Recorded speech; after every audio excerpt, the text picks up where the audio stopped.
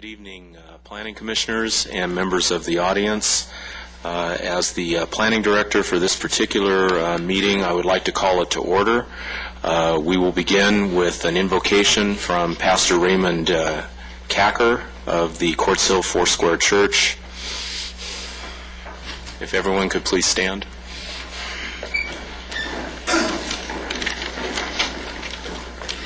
Please join me in a word of prayer. Almighty God, we thank you so much for our hometown, the city of Lancaster. We're grateful to serve our community.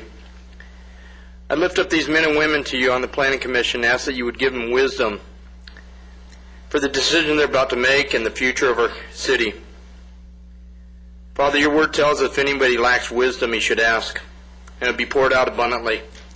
So I pray that every decision that's made here, that they'd go to your throne, and just as you would just give them guidance and peace upon their decisions.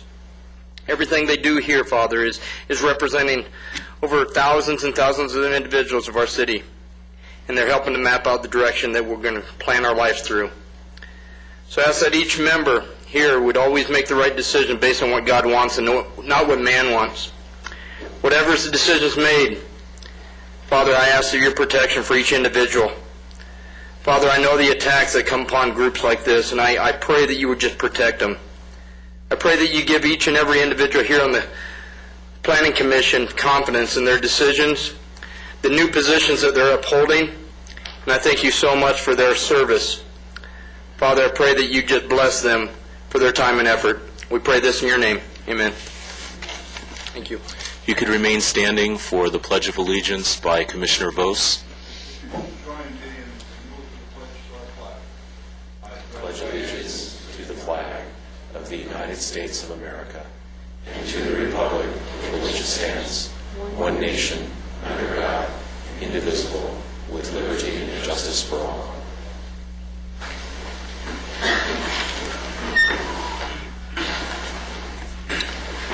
If we may have the roll call, please. Good evening, everyone. The 5 commissioners seated before you tonight were sworn in on June 9 in a private ceremony. And with that, I will take the roll call. Commissioner Dana Haycock. Present. Commissioner Dan Jacobs. Here. Commissioner Raj Mali. Here. Commissioner Sandy Smith. Here. Commissioner James Bose. Here. Commissioner Berkey and Irvin will be sworn in on June 27th. Thank you. Thank you. As the commission, your first order of business this evening will be to select a chairman pro tem to preside over the running of this particular meeting. I would open the floor to nominations for the position of chairman pro tem. I would like to nominate Commissioner Vos. Second. Moved and seconded as a nomination for Commissioner Vos. Are there any other nominations? Okay. All in favor of Commissioner Vos as the chairman pro tem for this meeting, signify by saying aye. Aye. Aye. All those opposed? Chairman pro tem Vos, it is your meeting. Thank you, Mr. Ludicky. The next order of business is, according to our agenda, election of the chairman, or chairperson, I guess, more appropriate. It's appropriate then to open nominations for the chairperson of the Planning Commission. Again, I would like to nominate Commissioner Vos. I'll second the nomination. All right. Any other nominations? Discussion. And discussion. Go right ahead. Well, I would, in light of the fact that all 7 commissioners are not seated until June 27th, I would like to consider waiting until all 7 are seated to vote on the permanent chair. I have no objection to that. So if We have a Oh, if you're we have a comfortable motion. with that. We have a motion and a second, so we either vote on it or you withdraw it. What's your pleasure, folks? I just feel that it would be in the best interest of the whole commission if all 7 could have a vote on that. I'm comfortable with withdrawing my motion. Okay? Any further discussion? Shall we vote, please? What are, Jim, what are we doing? Nothing to vote on. Pardon? Withdrawing the motion? No, we're not. I did not hear anybody offer a withdrawal of the motion. Maybe I misunderstood. Commissioner?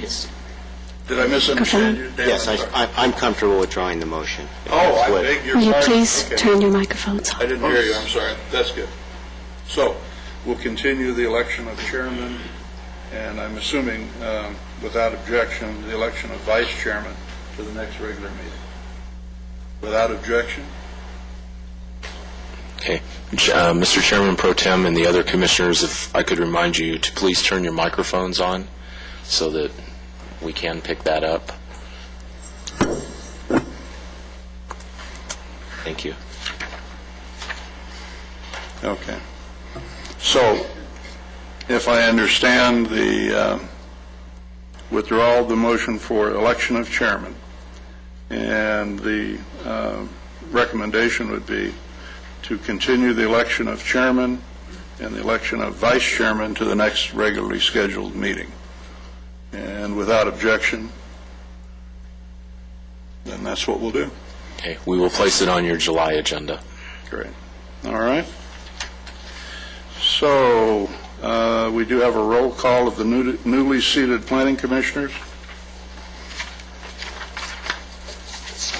In light of the fact that a permanent chairman and vice chairman have not been selected, the previous roll call can stand. The next item is public business from the floor. If there's an individual that is unable to stay through the entire meeting due to extenuating circumstances, a total of 10 minutes is provided at this time, during which input may be given regarding agenda items. Individual speakers are limited to 2 minutes each. Any person who would like to address the Planning Commission on any agendized item is requested to complete a speaker's card for the recording secretary and identify the agenda item you would like to discuss. Each person will be given an opportunity to address the Planning Commission at the time such item is discussed by planning commissioners. Speakers' cards are available at the rear of the council chambers. Individual speakers are limited to 3 minutes. We also have uncontested public hearings. Oral staff reports will not be presented if no one in the audience wishes to speak in opposition to the item to be heard. Number 2, the applicant has reviewed the staff report and agrees to abide by the conditions recommended in the report. And number 3, the members of the commission wish to waive the staff report. The chairperson will then entertain a motion to act on the item. All right.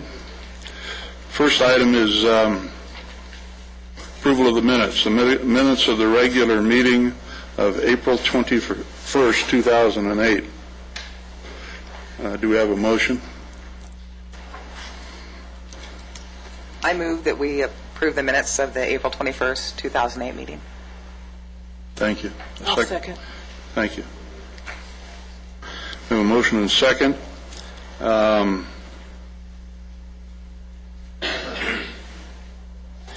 So the record will reflect, since none of us were sitting planning commissioners at the time of this previous meeting, that we are merely approving these minutes for the record of the regular meeting of April 21st, 2008. So let's vote, please.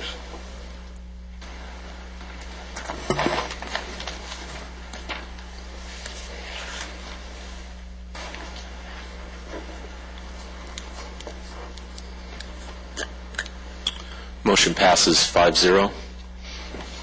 Thank you. Next item. Chairman Pro Tem Vos, if I could ask your indulgence on a couple of items. There are several cases that we are going to ask that you continue to your July meeting due to inadequate public notice being provided. Those would be all under the extension category. They would be cases listed as 5A, 5B, 5C, 5J, 5N, and 5S. These cases either had incomplete noticing in terms of a lack of public hearing sign being posted, or in one case, an incorrect location being provided. Could you say those again, please, Mr. Ludicky? Yes, items 5A, which would be CUP 04-05 and tentative tract map 60348. 5B, tentative tract map 60057. Item 5C, tentative tract map 60573. Item 5J, which is tentative tract map 61303. Item 5N, which is tentative parcel map 62803. And item 5S, tentative tract map 64249.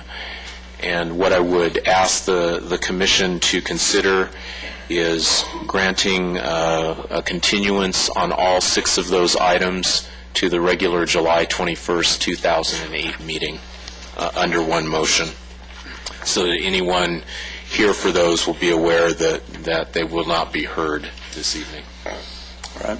No public comment, and no comment from the commission as well. All right. That's a recommendation from staff. Do we have a motion then? So moved. I'll second it. So it's been moved and second to continue items 5A, B, C, J, N, and S to the next regular meeting of July 21st. Any discussion? Please vote.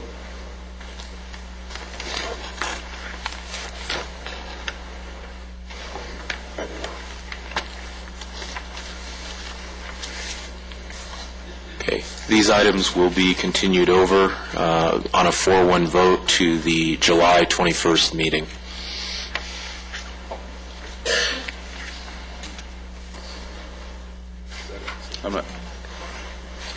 Would you say that vote again? It was 4-1?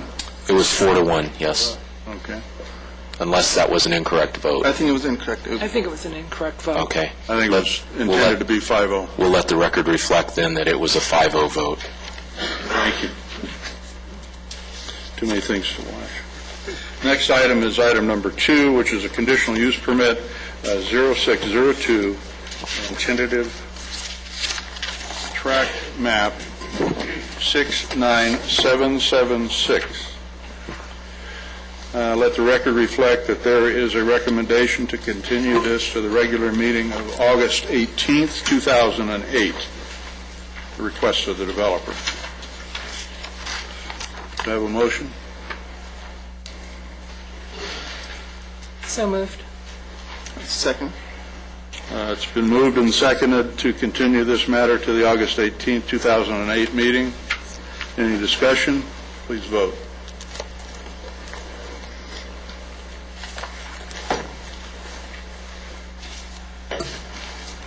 I'm doing something wrong.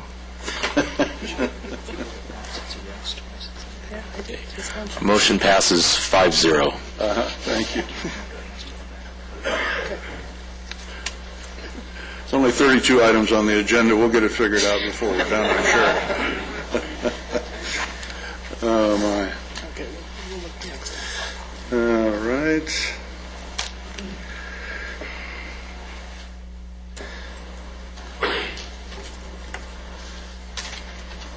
Item number 3 is a conditional use permit 83-20 amended number 2.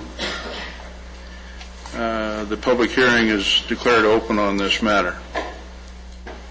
Mr. Chairman Pro Tem, I'd like the record to reflect that as this is my church and also the school that my children attend, I have not had any involvement in any way in the review or the recommendation on this matter, and I will leave the chambers until this item is concluded. Thank you, Mr. Ludicky. I believe it was Ms. Donovan then. Mr. Chairman, Pro Temp Vos, the applicant, Grace... Ms. Donovan, you don't have to go through the whole title, just Mr. Chairman's fine. Okay. Thank you. Thank you. The applicant, Grace Lutheran Church, has submitted a letter of uncontested hearing. Did you want to hear the report, or did you want to go with the uncontested hearing? This is an uncontested hearing. Letter was received from the applicant. What's the pleasure of the commission? Want to hear the report? Anyone? Doesn't sound like it. Do we have any speaker cards?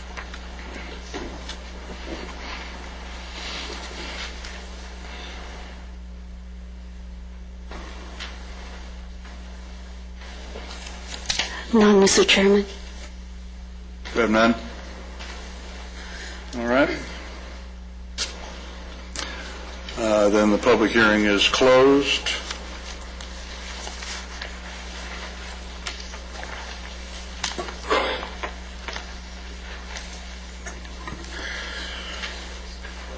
So we're open for a motion and discussion on this matter. Conditional use permit 83-20, amendment number 2. Do we have a motion? So moved.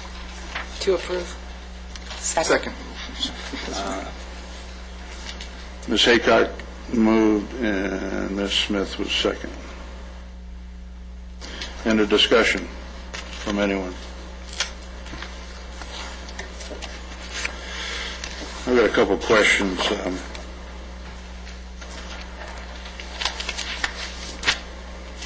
As soon as I find my notes on this item.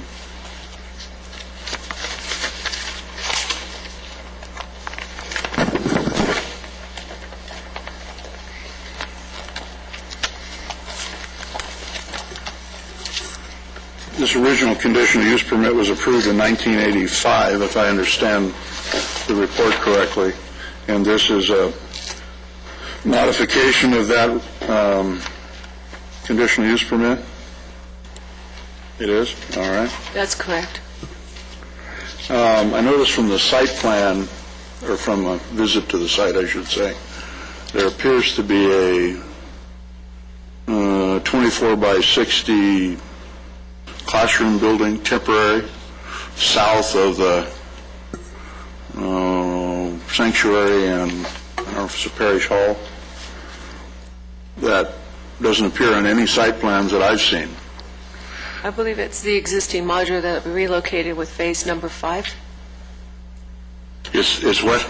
An existing modular that will be relocated with phase number 5. Okay. That was my question. What are we going to do with it?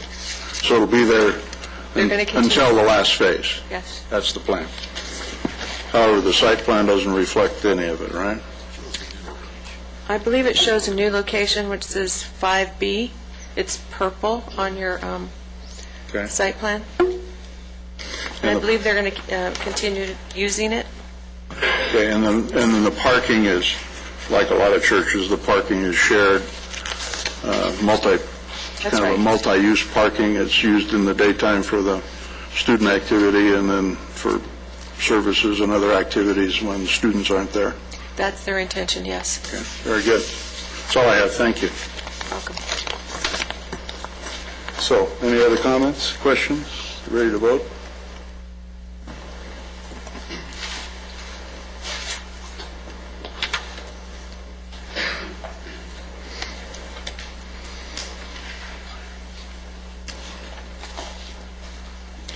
The record reflects 5-0.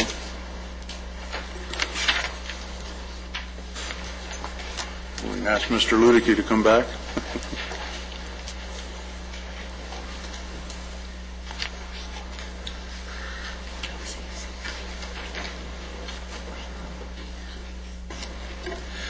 The next item is item number 4. The applicant has requested a continuance to the August 18th, 2008 meeting. Do we have a motion? So moved. This one's to July. Excuse me. Ms. Haycock, pardon? Oh, excuse me. I believe the extension would, or the continuance would be to July 21st. Well, I have two different, Number 4? There's two I have two different, separate dates on here. I have two separate dates in front of me, so the staff report that was handed to us, Motion and recommendation have different dates. Let me double check. Sorry. I believe it's the 21st. all right, we'll wait.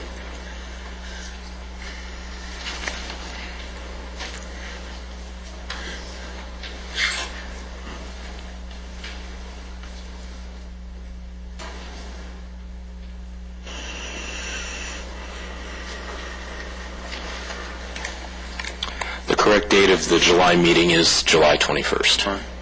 Ms. Haycock, you agree with that? Yes. Mr. Marley? Yes, I second it.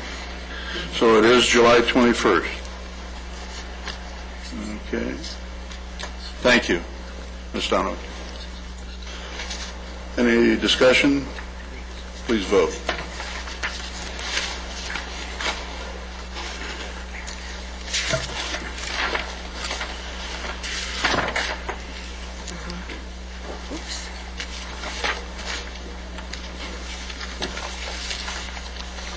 Motion passes 5-0. Thank you. Item number 5, or tab number 5, and we'll start with 5D, like David.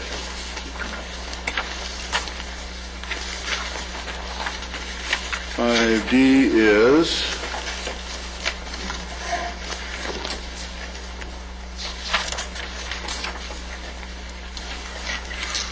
uncontested. 5D is uncontested.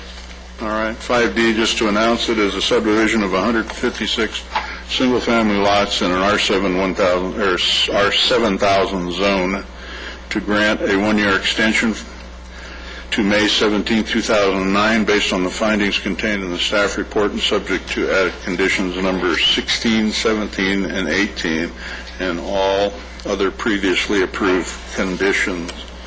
And we have a letter in file acknowledging those additional conditions. Is that correct?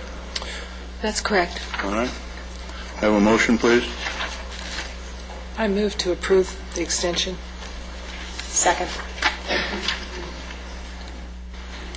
Have a motion and a second. Commissioner Haycock, Commissioner Smith. Any further discussion? Please vote.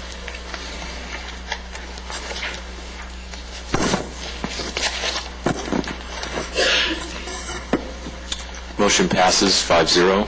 Thank you. Item E, which is the subdivision of 63 single-family lots in an R7000 zone to grant a one-year extension to May 17, 2009, based on the findings contained in the staff report, subject to the added conditions number 21, 22, and 23. And all other previously approved conditions. This is tentative tract map 60879. We have, and it is uncontested, and we have received a letter consenting to the additional conditions. Is that correct? That's correct. Do we have any speaker cards? No, not any of the items so far. I need to ask about that, don't I, Brian? I imagine... I would have let you know. I would imagine you probably would tell us, yeah, thank you. So, do we have a motion, please? I move that. Thank you, Roger. Mr. Molly, and a second? Second. Mr. Jacob. Any further discussion? Please vote.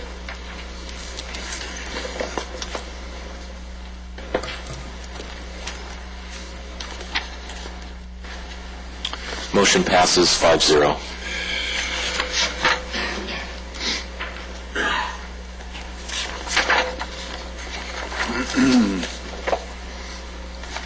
Next item is item 5F, which is tentative tract map 60949, a subdivision of 111 single-family lots in R7000 zone.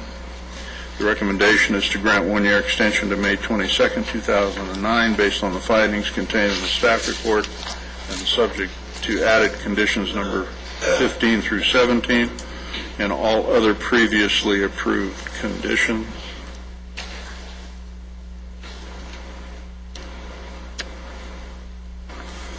And this is also uncontested,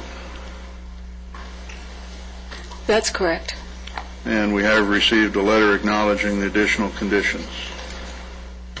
And no speaker cards. There are none on this item. All right? May I have a motion, please?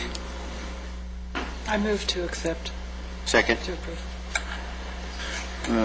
Moved by Ms. Haycock. Mr. Jacob was second?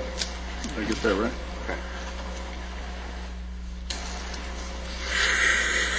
Any further discussion? Please vote.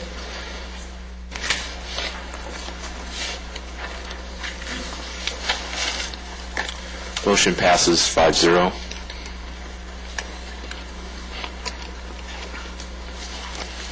Item 5G, tentative tract map 61040, a subdivision of 58 single-family lots in an R7000 zone. The recommendation is to grant a one-year extension to June 20th, 2009, based on the findings contained in the staff report, and subject to the added conditions number 9, 10, and 11, and all other previously approved conditions. Is this uncontested? Yes, it is uncontested, Commissioner Vos, but there is a little, it should be condition numbers 9 through 12, and all other previously approved conditions. On the back, we have added condition number 12. Oh, I see that. Thank you. Including 9 through 12 rather than 9 through 11, right? Okay. This is uncontested, and we've received acknowledgement of the additional conditions. Yes, we have. Okay. Any speaker cards? No. There are none. Okay. Staff have anything to add? Not for this one. Okay. Well, the motion's in order then. I move approval. I second. Okay, Ms. Haycock, Mr. Molly.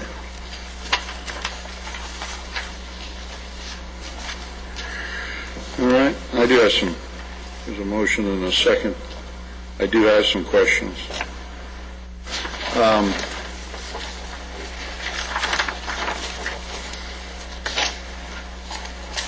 The city engineer, I guess. I noticed when I viewed the site that the site appears to have been graded and rough lots cut and rough street sections cut on these properties.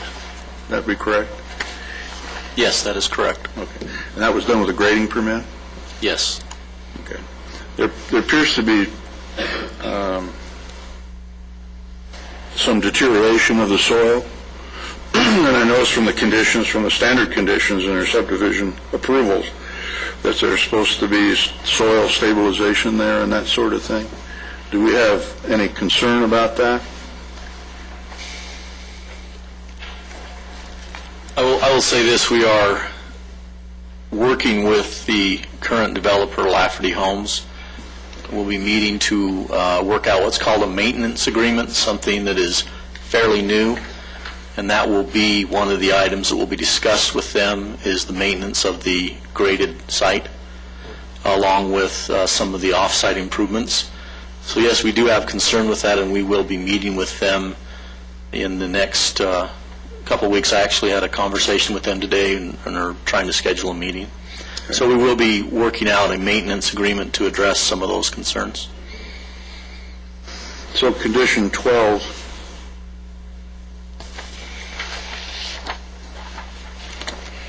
obliges then the subdivider to enter into an agreement with the city addressing the soil deterioration issues and the public improvements and private improvements on the property. Would Yes. would that also include the dust control measures that Antelope Valley Air Quality Management District would be possibly concerned about, and maybe the NPDES issues? Yes, that would be part of the maintenance agreement. Okay. Good. So you're comfortable then with granting a year extension? Yes, I think that would allow us to work through those issues with the developer. Okay. Thank you. Anything further from the commission? How do you vote?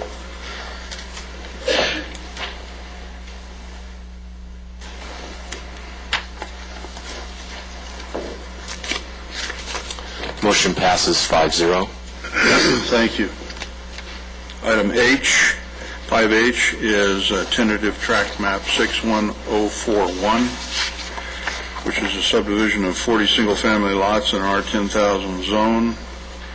The recommendation is to grant a one-year extension to June 20th, 2009, based on the findings contained in the staff report and subject to added conditions 9 through 12. Excuse me, 9 through 14. It would be 11 through 14. That'd be right, 9 through 14. 11 through 14. Sorry. 11 through 14.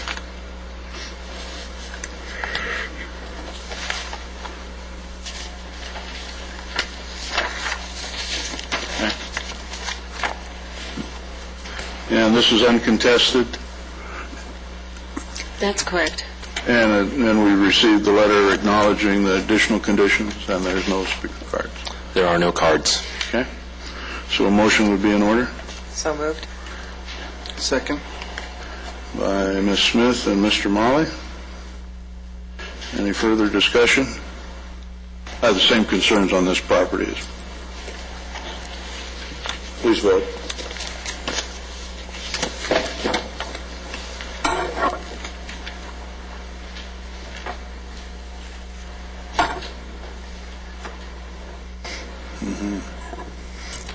Commissioner Vos, I need your vote. Say again? Vote again. Again? Do it again? Motion passes 5-0. Okay, the next item is item I, 5I, which is tentative tract map 61248, a subdivision of 164 single-family lots in our 7,000 zone. The recommendation is to grant a one-year extension to June 19, 2009, based on the findings contained in the staff report and subject to added conditions numbers 14 through 16, and all of the previously approved conditions. And this is uncontested, I believe, and we have received a letter. Is that correct? That's correct. No cards. No cards. Motion's in order then? So moved. Second. Moved by Mr. Jacobs, second by Mr. Molly, to approve the one-year extension. Any further discussion? Please vote.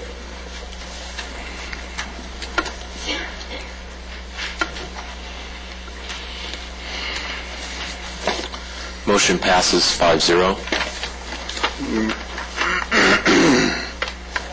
Item J was continued.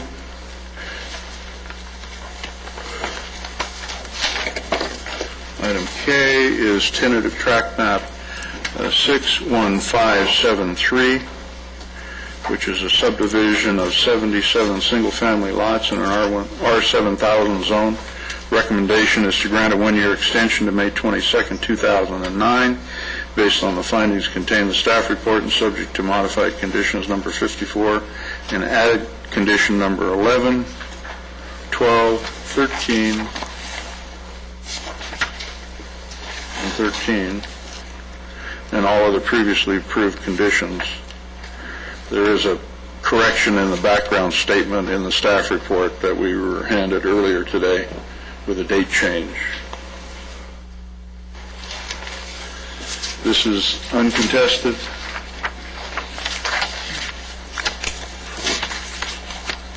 Yes, it is.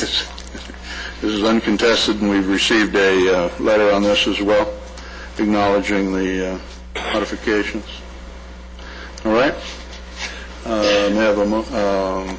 to approve. Thank you, Mr. Molly. And a second? Second. Mr. Jacobs. Any further discussion on 5K? Please vote.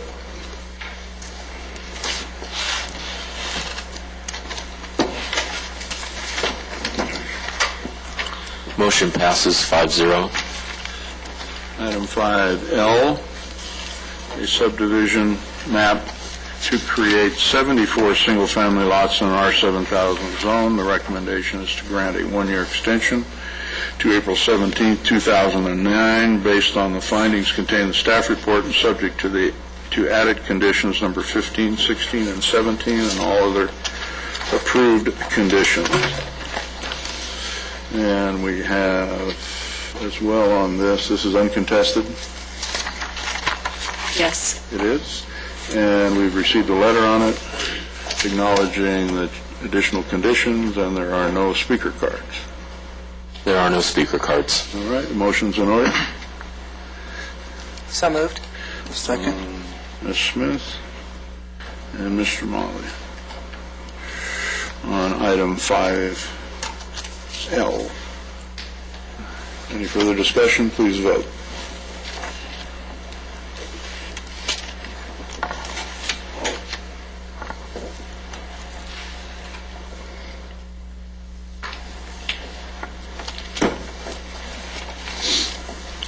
Motion passes 5-0. Item 5M is a subdivision map containing 316 single-family lots in an R7000 zone, tentative tract 62120. Recommendation is to grant a one-year extension to May 22nd, 2009, based on the findings contained in the staff report and subject to added conditions 19, 20, and 21, and all previously approved conditions. This is uncontested as well. It is. And we've received a letter acknowledging the additional conditions, so it's appropriate for a motion. Speaker. I move that we approve this. Ms. Haycock? Second. Mr. Molly? Thank you. The motion and second to approve tentative track map 62120. Any further discussion? Please vote.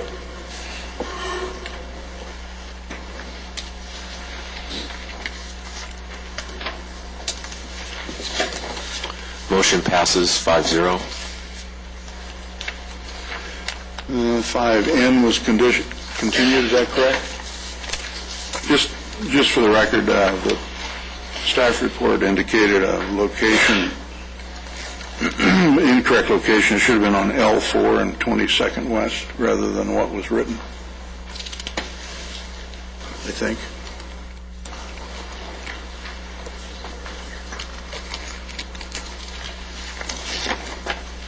Item 5O is a subdivision of tentative tract map 62998, a subdivision map containing 15 single-family lots in SSR zone. The recommendation is to grant a one-year extension to May 22nd, 2009, based on the findings contained in the staff report and subject to the added conditions numbers 19, 20, and 21, and all previously approved conditions. We have received, this is uncontested, and we've received a letter acknowledging, right? Yes. Okay, motion's in order. I move to approve. Second. Mr. Molly, Ms. Haycock. Thank you. This is a project that's likely going to require a stream bed alteration agreement with the California Department of Fish and Game along the north property line, maybe? We think there is that possibility because there is a drainage course through there in the past. Cal Fish and Game has at times asserted their authority and jurisdiction over those types of water courses.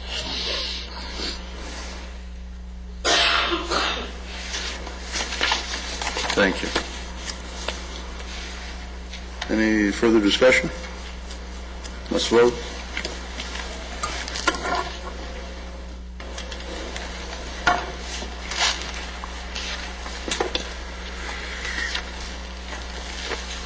Item 5P, tentative tract map 63031, a subdivision of 25 single-family lots in the R7000 zone. The recommendation is to grant a one-year extension to June 19, 2009, based on the findings that contain the staff report and subject to added conditions number 11 through 13 and all other previously approved conditions. Uncontested, and we received acknowledgement on this as well, correct? That's correct. And no cards. No cards. All right. Motion's in order. So moved. Ms. Smith? Second. Mr. Jacobs, thank you. Moved and seconded. And further discussion? Let's vote.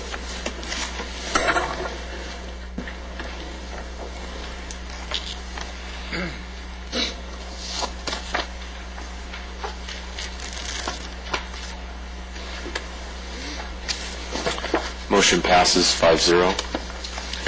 Thank you. The next item is 5Q, tentative tract map 63112. The request is to subdivide a subdivision of 126 single-family lots in an R7000 zone. Recommendation is to grant a one-year extension to June 19, 2009, based on the findings contained in the staff report and subject to added conditions 15, 16, and 17, and all previously approved conditions. And it's uncontested, and we've received an acknowledgement, right? Yes, we have. We have, okay. No speaker cards? No speakers? No speakers cards. All right. May I have a motion, please? So moved. Mr. Jacobs? Second. Mr. Molly. Thank you. Any further discussion? Let's vote on 5Q.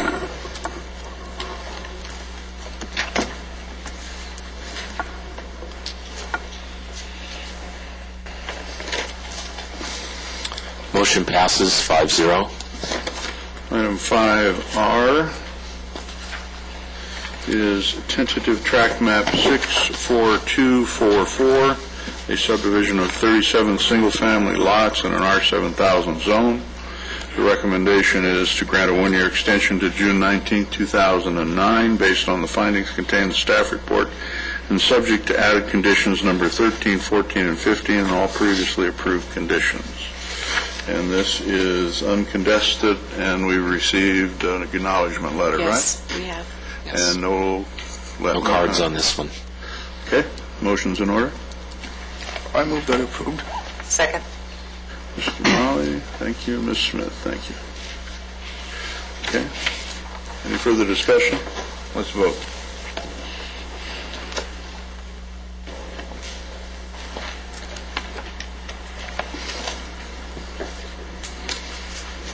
Motion passes 5-0. That concludes the one-year extensions. Next item on the agenda is item 6. And just give me a minute, please. While you're reviewing your notes, Mr. Chairman, I'd like to announce that I have some ownership in a piece of property with a similar use, so I will excuse myself from discussion on this item. So let the record reflect Commissioner Jacobs will be recusing himself on this matter because of a potential conflict. Okay.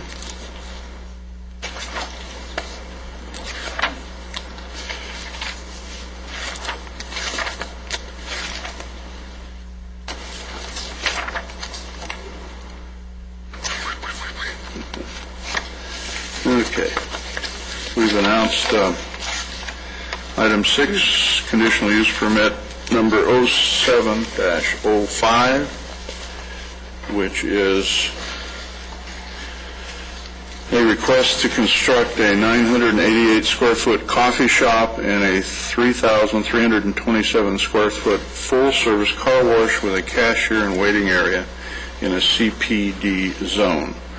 The recommendation is to adopt resolution number 08-13, approving the conditional use permit number 0705. And the staff report on this is...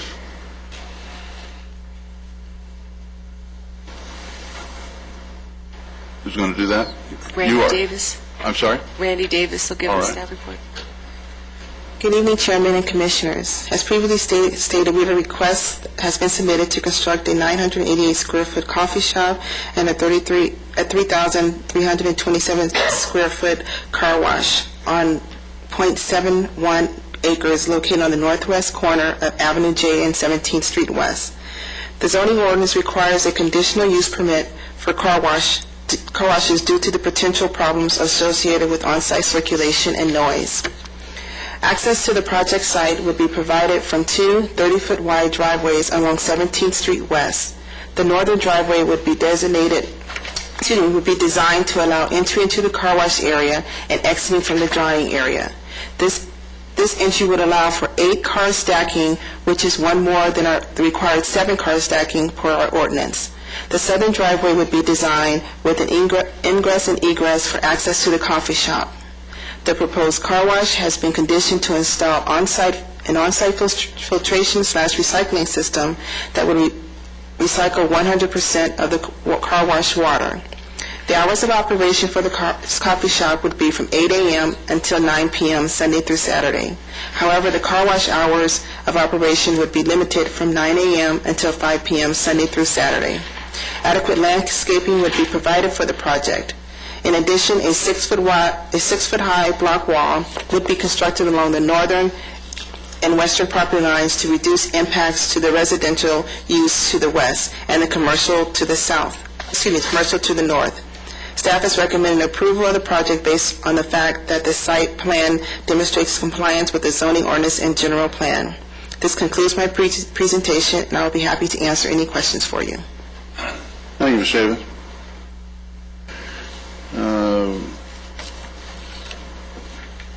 It would be appropriate then to open the public hearing on this matter. I'm assuming we have speaker cards. We do have We have several, Mr. communications Chairman. as well. Pardon? We have 2 written communications. Right. Yes. One from One from Sullivan Workman and D, and one from John Adem. ADEM? That's correct. Yeah, we just received this.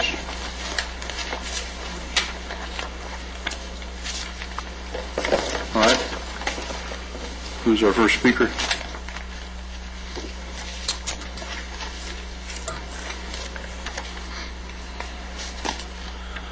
It should be the applicant, Kaylee Hosen.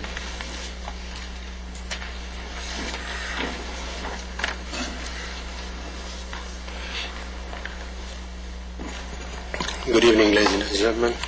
My name is Kaylee Hobson. I would like to thank the Planning Division and the Engineering Department for guiding us to the right direction to implement the rules and the plan the way they asked for it. Our project is going to be a very unique project. Building is a good-looking building with nice landscaping. I am one of 4 people as partners in that project. We decided to sell our houses in Los Angeles and move into Lancaster, hoping to be active members in the community and looking forward for the acceptance. Thank you very much. Just a moment, please. Yes, sir. Thank you. Any questions from the commission? We've received correspondence regarding your project, sir. Have you received copies of those? No. All right. Maybe staff can get you copies of those before the evening's over. All right, thank you. Thank you. All right, next speaker. Chuck Persikia.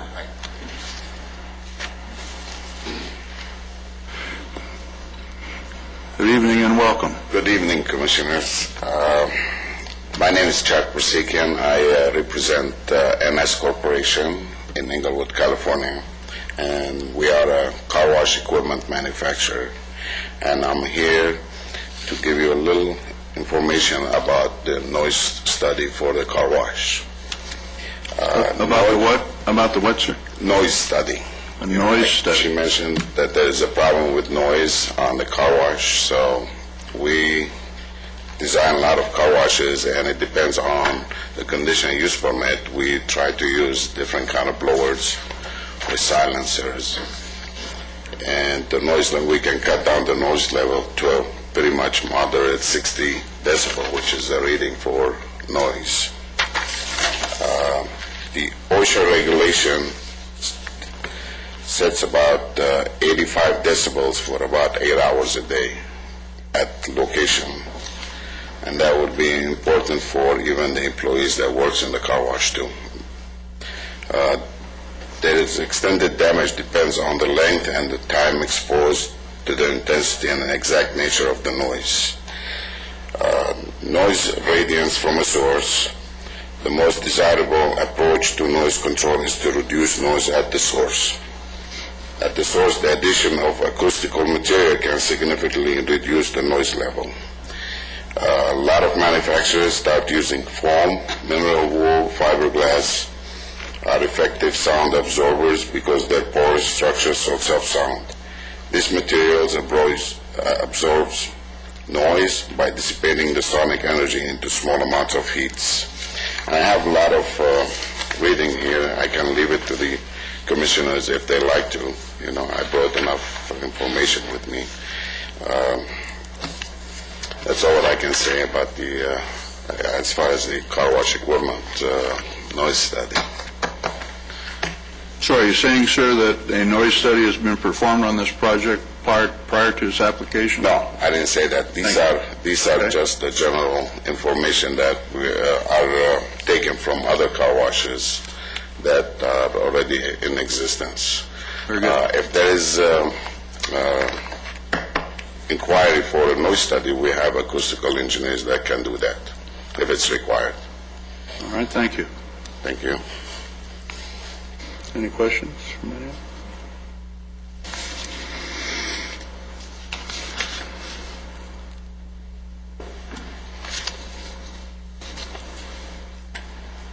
Any comments from staff on this?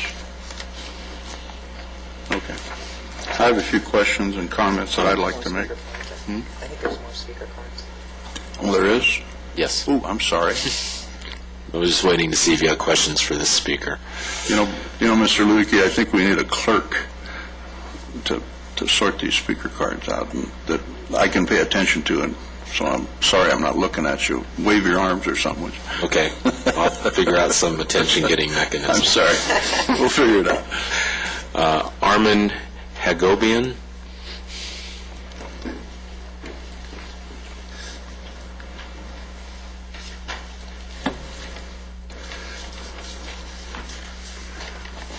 Welcome.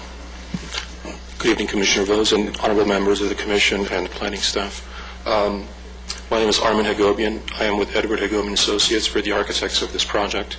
For almost the past year, we've worked extremely close, as you well know, with a great staff, actually, coming up with the design of the project, the planning of the project, the site planning of the project, portion of the engineering public works portion of the project, and trying to understand and mitigate any issues that might have come up with the site analysis and design. I'm here just to answer any technical questions you have as the planning of the project, the design of the project. Okay. All right, thank you. Thank you. Is that simply the design of the building, the architecture of the building, or actually the whole property? I'm sorry, I did not understand the Would question. you just design the architecture of the buildings? Yes, Or the layout of the property and... we designed the site. We work closely with traffic engineering and, of course, planning department to come up with the viable solution. We had a lot of criteria. We had a lot of issues that we were faced with. One was, of course, I brought my pointer.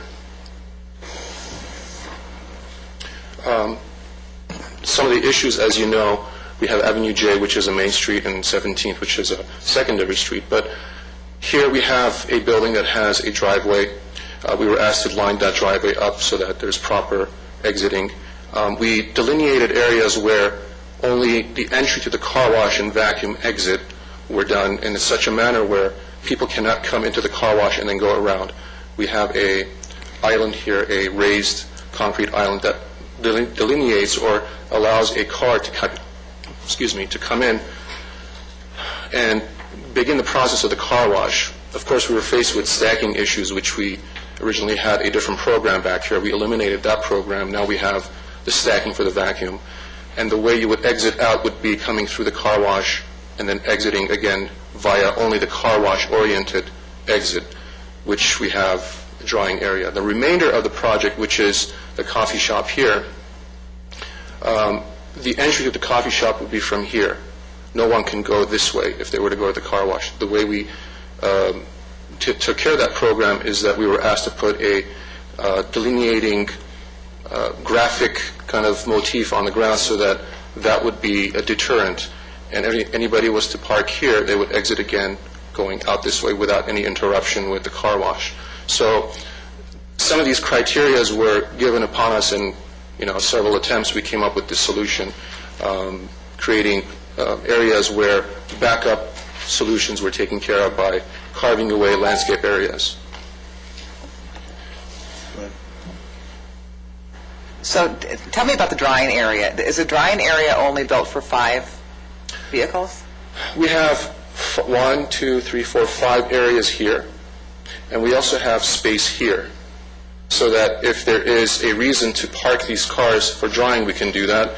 And if, let's say, somebody is maybe a little bit quicker and they need to leave, they can do a quick dry and they can exit from here.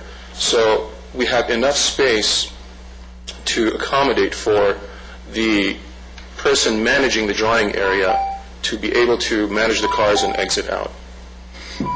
As far as excuse me, interrupt you, as far as that, since you're the applicant, I think we'll allow you to continue since we're asking Thank you you very questions. much. Thank you. Sorry. Oh, that's okay. I just have, so how many more cars in addition to the 5 that are there for the drying area? I'm thinking about car washes. When you go to a full-service car wash, a lot of times there are more than 5 cars being dried. I think that potentially what will happen is we have 5 and maybe 3 to 4 in this area, and having the state-of-the-art car wash equipment, most of the drying would be done by a blower here, which we would have some kind of a silencer on, as mentioned previously, so that most of the drying is taken care of. It would be more of a quick dry. Now, depending on the size of the car, maybe if it's a little bit larger, it may take a little bit longer, but the intent is to have an area so that it's not interrupted by the rest of the program, and then you have an exit, and that's controlled by the management itself. So to actually answer your question, 5 and potentially 3 to 4 in this area, they can be stacked in such a way where somebody can back up and leave. Let's say we have a crazy rainy weekend and suddenly everyone wants to come get their car washed, and there's more than 8 cars in that drying area. Would there be an overflow? I think that's a concern, that it might overflow into that parking lot. What I've been told is that the car wash itself can be controlled as a matter of how many speed. The speed that takes somebody to go through the car wash can be managed so that you don't create an overflow. We were asked to have 7 stacking. We have 1 extra and then 1 extra back here, so we have actually 9 stacking. Our requirement was 7. So potentially we have the capability of having enough area, so if we had a little bit of backup here and a little bit of backup as we leave, I guess management would have to do its best to alleviate the backup as much as possible. And those are, exceptional days that might come through once in a while. Thank you. Thank you. Anyone else? How many people will be served by the coffee shop? How many people? How many seats are in the coffee shop? How many people would you, if it was a very popular coffee shop, how many cars would be using that area? Per the requirement, and let me just, and again, planning can correct me. We have 988 square feet of area, which I think potentially a third of it, or maybe a little bit more, a third of it would be the coffee making area itself. The rest would be potentially customers. And what we have accommodated for, and it's hard to tell from this, but this area right here, and if you look at the plan, is designated for an outside seating. So we would have potentially, 4 to 5 tables inside, and then maybe 2 or 3 outside, and then alongside the landscaping area, which is somewhere here, there's areas where people can filter through, and if there's a bus stop, those people can actually utilize the bus stop to, or pedestrians can utilize that area to sit. So I would say about 15 to 20 people, if let's say each table accommodates 3, maybe 3 or 4 inside, 2 outside, between 15 to 20 people is the amount of area that you can accommodate for. And you have parking for the coffee shop? Yes, we do. 10 cars? All of this area, which is 1 per 100, and we have provided for that in this coffee shop area with handicap here and an additional parking for employee back here. So would it be fair to say that you've accommodated the zoning regulations by providing Yes, sir. adequate, let me finish the question. Sorry? Adequate parking to meet the requirements of the zoning regulation for the square footage you're building? That's correct. I think that's incorrect. It appears that the requirement of zoning regulation requires 24, and there's 20 provided. Is that correct, Sylvia? That is correct. The applicant asked for an adjustment for those 4 parking spaces based on the fact that they felt that they'd have overflow, people coming from the car wash using the coffee shop, as well as walk-in. Typically, the car wash employees generally do not drive. So it would be in the purview of the commission under conditional use permit to overlook that parking requirement? That is part of the request. So the answer to that is yes? Yes. Okay, thank you. Anything else? From anyone? I've got a few concerns with this application. As Commissioner Smith pointed out, can you explain to me how cars either headed in or backed into the drying area being dried, and then cars parking in some form or fashion under some control that you indicated you had? How are those turning movements going to happen with those cars that are now headed in and dried out with the cars behind them that maybe aren't? How are you going to deal with that? Well, we have, from the end of the parking line here to the building is 30 feet. Our requirement was originally, I believe, 26 feet. So we have additional space of 4 feet. As far as how the cars come in and out, as you may well have recognized, is as they come through, vacuum, cleaned, they would turn like this, and they can enter into these spots for cleaning, and residual could eventually overflow within this area. So that would be about 3 to 4 cars here, 5 cars here, and space in between, so that the way that they would sequence based on management is to take care of those cars that can exit out appropriately. That answers the question. So the management of the facility and the employees then would be instructed on how to park and move and circulate the vehicles. So where does the customer pick up his vehicle then and drive out? At what point on this plan would that be? Would it be in the drying area? Would it be behind the drying area to the west? Would it be in the driveway going out? Where would it be? Well, we have an outside waiting area, which is here, and potentially they could be inside waiting. They have, potentially we can probably create an area they can exit from here and pick up the car from this landscaped area. We can create a little walkway, or they can come out and pick up the car, which most of the car washes we have experienced is that would be the case, that they would have to come onto the drying area. But there is a... So the driver, the pedestrian, then would likely walk from the outside waiting area or the waiting room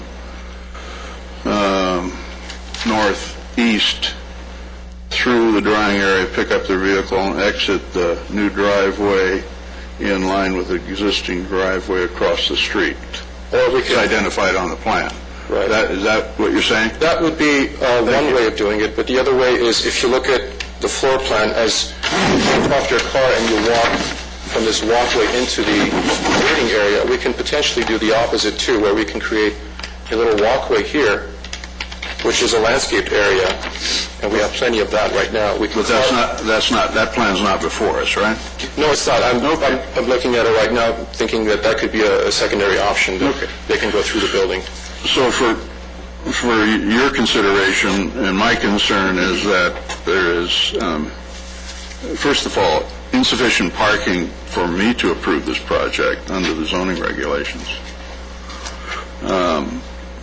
So there's what I consider inadequate parking, and the circulation element is certainly difficult and challenging. If I was the operator, I would be very concerned about how this facility would flow. It's a challenging location on a very small dead-end street. So that's my concern.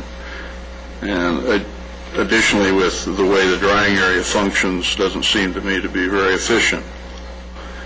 The hours of operation that are in the staff report seem rather odd to me, that you would only operate from 8 a.m. or 9 a.m. Not sure which. Most car washes I know about usually start about 7. That's up to you guys, I guess. What about employee parking? How do you deal with that? And how many employees are typically employed on this location? That's a question that I would like to defer to the owner. I'm not the expert. How many people will work there? I'm curious.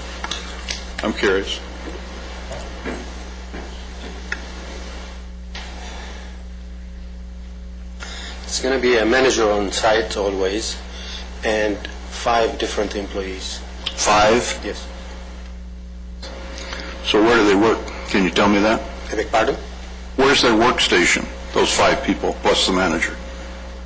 Where is their workstation? Yeah, where do they work? Where do they hang out? One of them is a cashier. Okay. And the others in the drying area, plus one two in vacuum and putting the car inside. So you have 4 vacuuming stations with 1 person vacuuming, if I understand you correctly. 1 or 2. Okay. 1 or 2. Can we assume 2? Well, if there is more cars require more people, yes, it's 2. So I'm trying to figure out how many people work at this place. Well, it's going to be 5 people is what I heard. 5 plus 1. 5 plus 1, 6 people. So we can take you at your word, no more than 6 people will ever work there, is that right? Well, if in the regular time, yes, but in the rush time, it's going to be different. What would that be? Honestly, that will be out of experience. When we start operating, then we will know when do we need more people. Well, see, we need to know when you need more people, because if you have insufficient parking to start with and a difficult site to work with, we need to know what the impacts on that piece of real estate are and how it fits into our zoning regulations, and so we can make an informed decision. So we're asking you to inform us, please. It's a pleasure if I know, but honestly, right now, I don't have an answer. Okay, thank But you. in the meantime, I felt... Not knowing the answer is okay. I mean, that's fine with me. I just need to know what's on your mind. Okay, thank you. so you can know what's on my mind. The other issue that I'd like to ask about would be the noise impacts. We heard from a gentleman from equipment manufacturer. However, there has not been an acoustical analysis done on this project that I'm aware of. No, we haven't received one. Okay. So, at the very least, I think that's something that I would suggest to my fellow commissioners that we would like to see. I certainly would. And the last item is traffic. I do not see a traffic study in this package. I don't know if one was conducted.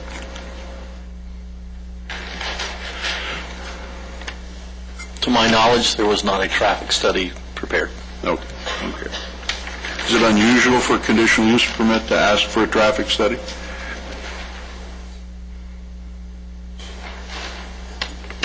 It depends on the type of project, the amount of traffic that's anticipated varies.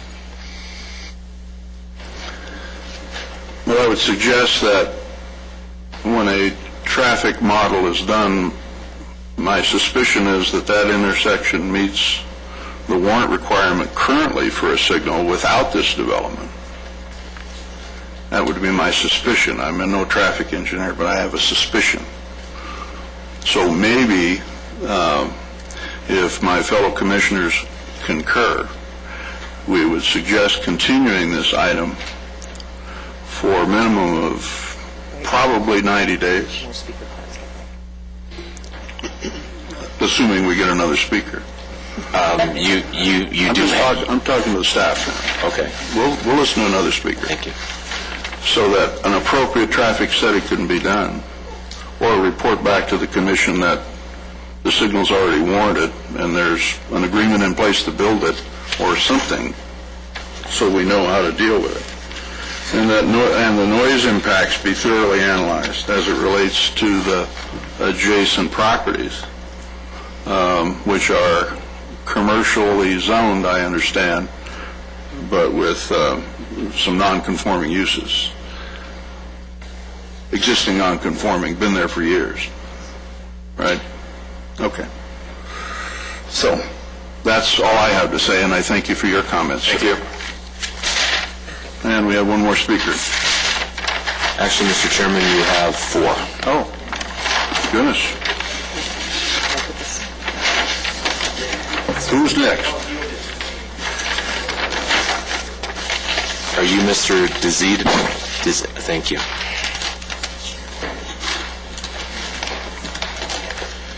Good evening, Commissioners. I'm Joe DeZita. I'm a lawyer. I represent Dr. Vazirani and Mr. Vazirani. I'm the guy that wrote the letter to you, and Dr. Vazirani is the property owner who submitted the declaration to you. If I could just make a few factual points before I emphasize the legal point. My client is the owner of the property at the bottom of this plan here, and this... Property to the west? Yes. All right, thank you. If you go back to the schematic, these arrows here are the cars going right past my client's property. And the blowers are going to be in here. That 6-foot wall they're talking about, I'm 6 foot 1/2 inch. I'm not sure, sir, that the microphone picked up everything you said, so if you don't mind repeating it just for the record so we're clear. The blowers are going to be right adjacent to my client's property. The 6-foot wall that's referred to in the staff report is going to separate my client's property from the blowers and also from the vacuums in the stacking area. Those vacuums and the blowers are going to be higher than 6 feet tall. There's been no noise study here, no traffic study, no safety study. Now, if I could just talk about the law for a second, because the other 4 speakers want to talk about how it really impacts their property, and I'm sure you want to hear that. This property has been designated by staff as categorically exempt from environmental review. They can do that only if this commission makes a finding that there's no significant impact on the property. I suggest the commission cannot do that in light of what Ms. Davis said at the beginning of this hearing. She said, quote, "The reason there's a conditional use permit requirement is that there are, quote, potential problems with on-site circulation and noise at car washes." If there are potential problems, and that's why you need a CUP in the first place, there is at least a fair argument that there will be a significant impact on the environment here. We heard that there will be some kind of silencer.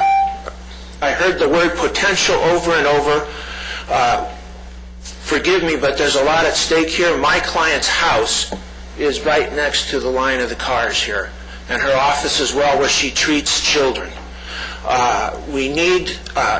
This project should not be approved. If it is approved, it should be done only after studies have been made and conditions have been imposed. No conditions are being imposed at this point. Thank you. Thank you, sir. Dr. Vazirani.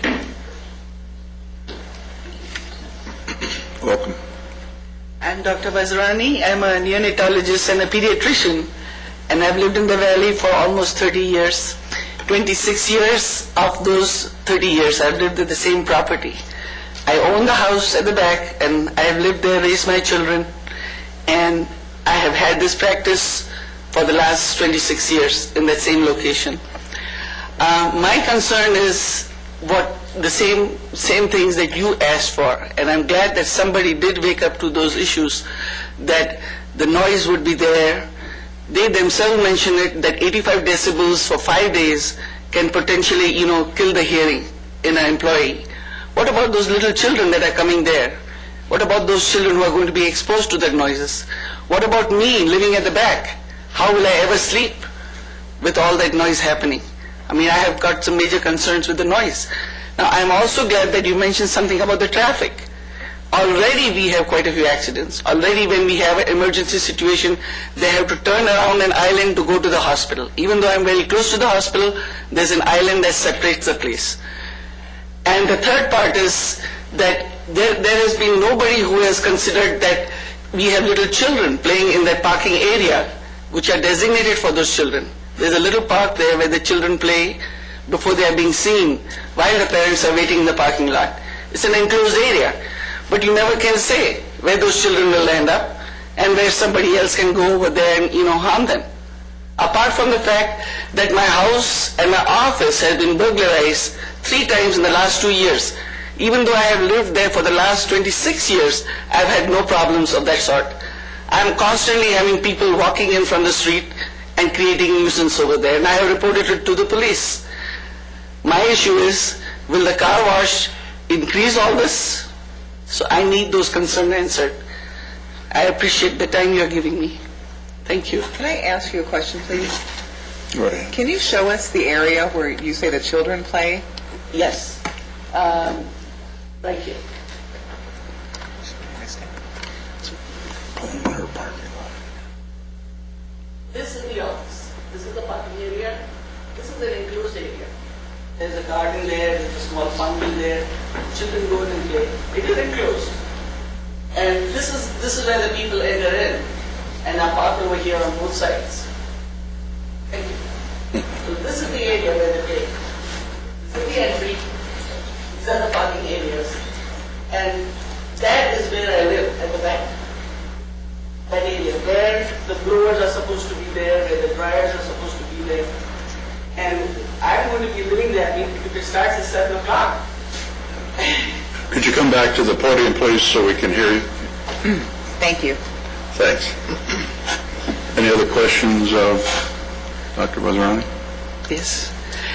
So I just said concerned that if I am staying up all night taking care of children, when will I sleep if all this noise starts at 7 o'clock? How will I work with all that din happening in my head? It's going to be very difficult. Unless some good studies are done and some things are done to prevent all that. I'm glad you did say something about the traffic light, because we have been wanting one there for a long time. I'm sorry, I'm exceeding my time. Thank you for your comments. You do understand that this property is zoned for commercial purposes. I do understand that. All right. Yes. as long as you know that. Thank you. And another speaker? Yes, Mr. Chairman. Nancy Schmidt.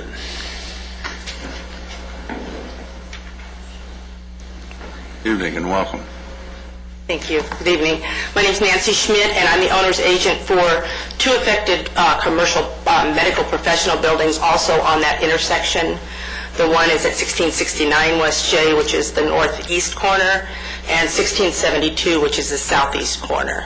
And I've managed and been the owner's agent for 16 years for these buildings. So I'm pretty familiar with the workings there. I did write a letter. In the interest of time, I can just kind of summarize things. If you could, I'd like to hand you a copy of that afterwards so that you can read it.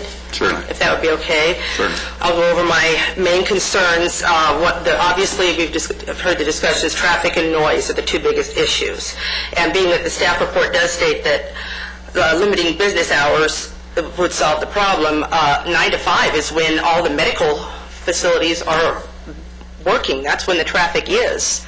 It's not like they're working in the evenings when no one's out there, so the traffic is already an issue. And the circulation, obviously you guys have discussed that. There's too many potential problems. The fact of 5 employees, I've driven around. Once I found out about this, I've gone to the other car washes. There are 2 other car washes within a mile. So there's not this great need for this car wash that's stated in the report. I went to both of them, and if you didn't even have a coffee shop, just the car dryers, if they have 5 spaces for dryers, you've got 5 dryers. 5 people drying cars. There's cashiers, there's people in the coffee shop making the coffee, serving the coffee. There's just a whole slew of employees there. And again, you've already discussed the parking places should be 24 minimum, and that 24 is based upon 8 employees. That's what the report calls for, 8. And if there were 12 employees, that would increase, so 24 would be based on that. They seem to think that there'll be a lot of foot traffic. Like I said, I've worked on that street for 16 years. I know people bank on foot traffic. Quiznos did not make it based on foot traffic. The new coffee shop that's in that spot that is between 2 20,000 square foot buildings gets no foot traffic. I mean, you could see one person in there, and they're advertising 25 cents a cup. And if you can't get foot traffic for that, people get in their cars and drive. It's either too hot or too cold. They don't drive, they don't walk anywhere around here. The noise levels from the car wash, I know it's going to mainly affect them, but we have multiple surgery centers. We have doctors, practicing that. I know it's going to upset them. I'll try to quickly finish this up. We also have competition. Palmdale's building a new hospital. They're building tens and tens and thousands of square foot medical spaces, and I've done this for 16 years, and it's really tough right now trying to keep doctors where they are, to not move over there. We're spending a lot of money remodeling our buildings to try to keep them and to try to get new tenants, but you throw a car wash, which is totally out of character for the neighborhood, and I don't think it's going to work. Your time's expired. I know, okay. Thank you very much. Can I go ahead and hand these out to you, or? You can give it to the staff, and they'll give it out. Thank you.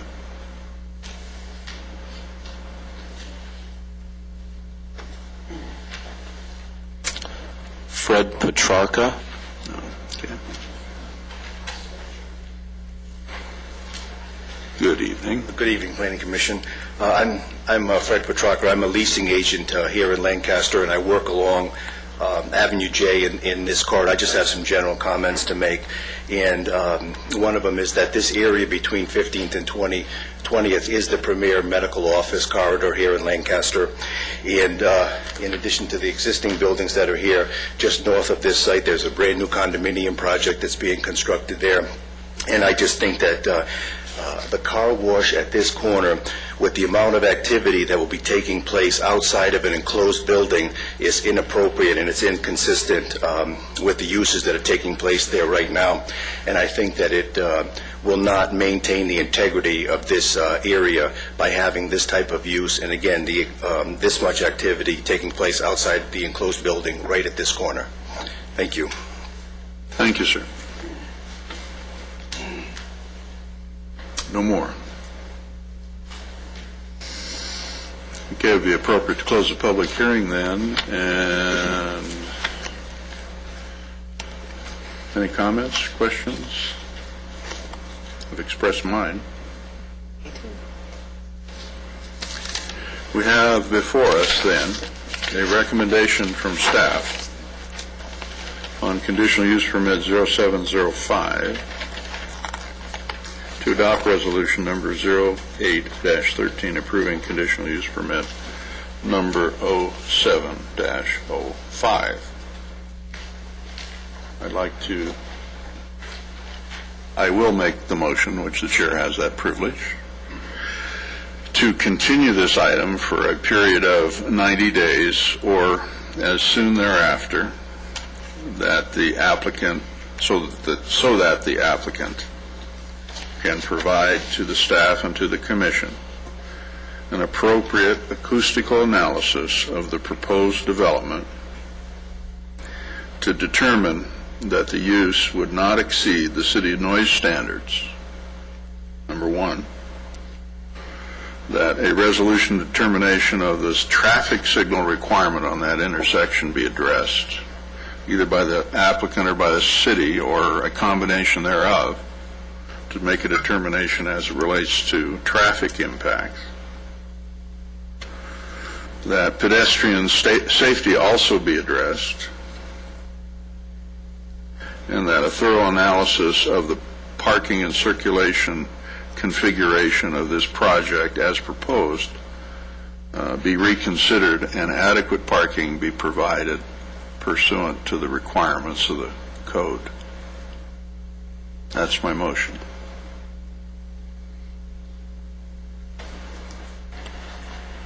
I'll second that.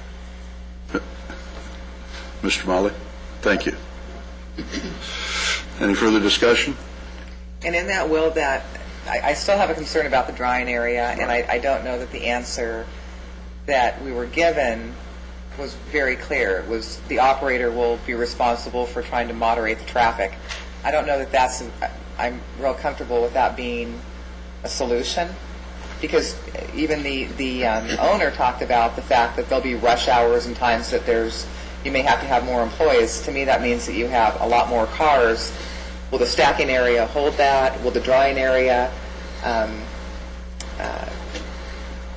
overflow? And if it does overflow, are you having to go into that parking lot to dry cars? I think there's still a lot of questions that I have about the circulation and that.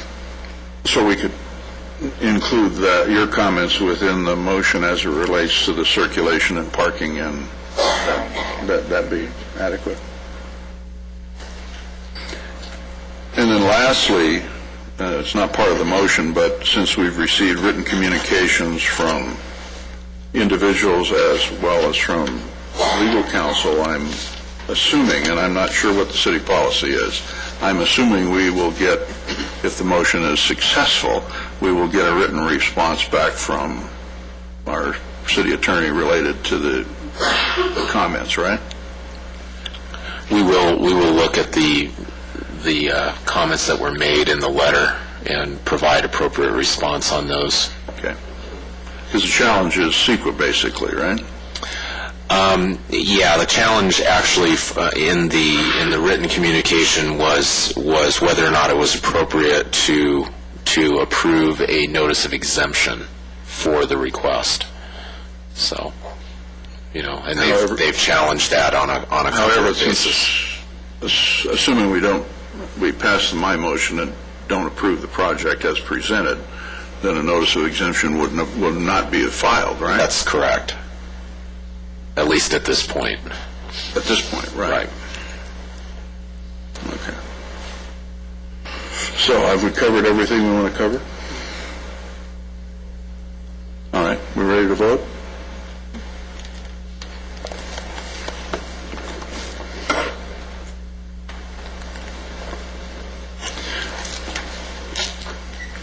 So the motion to continue for 90 days or as soon thereafter passes 4-0 with Commissioner Jacobs abstaining. That's correct. Recusing himself, I guess it would be. Wouldn't be abstaining. Or do you note as an abstention? We noted as a 4-0. As a 4-0? Yeah, and he's noted as not voting. As not voting, okay. Very good. Maybe we could ask the commissioner to come back. Thank you, Mr. Burke. That concludes number 6. Number 7 is next.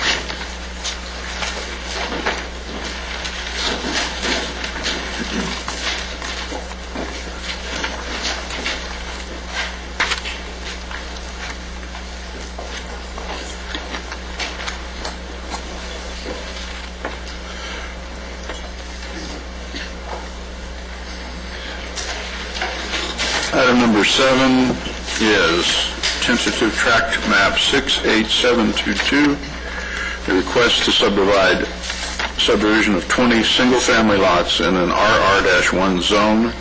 The recommendation is to adopt a resolution 08-14 approving tentative tract map number 68722. And where are we with this? Uncontested then? Yes, we received a letter. It is uncontested? Yes, we have received a letter. And received a letter, all right. Do you have speaker cards? Not on this item, Mr. Chairman. None? All right. Motion then would be in order to approve staff's recommendation. I move approval. Second. Thank you.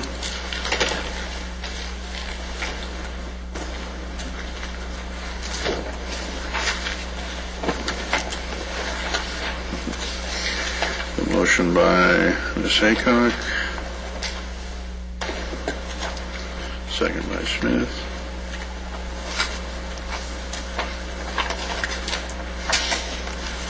To approve tentative tract map 68722 and adopt resolution 08-14. Any further comments or discussion? Please vote.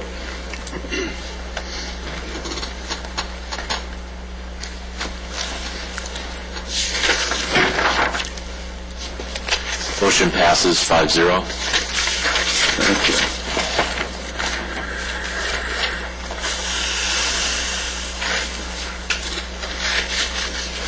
Item number 8 is tentative tract map number 69356, a request to subdivide 25 single-family lots in an SRR zone. The recommendation is to adopt resolution number 08-15 approving tentative tract map number 69356. And this is uncontested as well. That's correct. And we have a letter.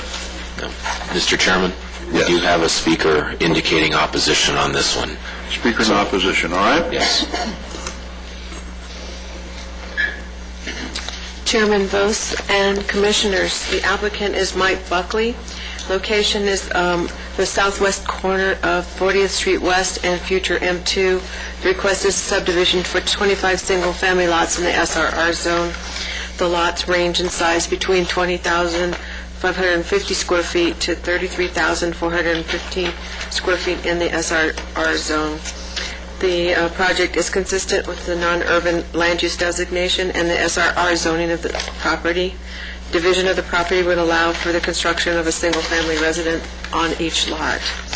The proposed residential subdivision would have 2 points of access, one from M2 via 40th Street West and the second from Street A via 40th Street West. The project would be designed subject to the rural street standards, including interior streets. The arterials would be subject to rural perimeter treatment. The applicant would be responsible for any landscaping on hillside and controlling erosion using suitable combination of shrubs, ground cover, trees, and other vegetation. Environmentally, the applicant is required to do a nesting bird survey and a burr and owl survey prior to any ground disturbance. The density of the development is consistent with the general plan designation of non-urban residential. The proposed subdivision meets the city's zoning requirements for the SRR zone, and sufficient access, utilities, and infrastructure exist or can be extended to serve the project site. Therefore, staff is recommending that the Commission approve tentative tract map number 69356. That concludes my presentation. I'd be happy to answer any questions you may have. Thank you. And we do have a speaker. Yes, you may wish to ask if the applicant is present. They did provide a letter, but I don't know if they have the applicant or a representative present. Yes, the applicant is present. Could you step up so we can get you on the record, please? Thank you. Thank you. Good evening, Chairman Bose and Commissioners. I'm Brian Glidden with Aero Engineering. I'm the engineer on this project, and the applicant, Mike Buckley, is here as well. We're available for any questions if you have any. Right. Thank you, sir. Speaker's card I have is Harry Broddock. Mr. Broddock, welcome.